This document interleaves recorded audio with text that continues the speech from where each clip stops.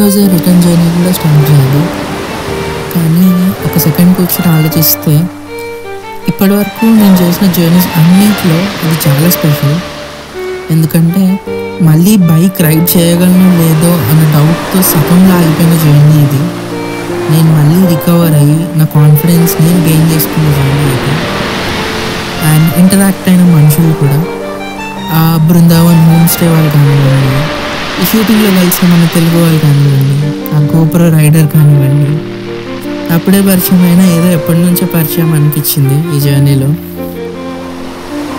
And చూసిన places కూడా, ఆ కూడ్లు వాటర్ ఫాల్స్ కానివ్వండి, ఆ బ్లూ వేల్ బీచ్ కానివ్వండి, లైఫ్లో మంచి రిఫ్రెష్మెంట్ని తీసుకొచ్చాయి.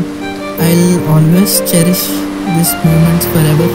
మళ్ళీ ఒక కొత్త జర్నీతో, ఒక కొత్త స్టోరీతో మీ ముందుకు వస్తాను. అంతవరకు సెలవు.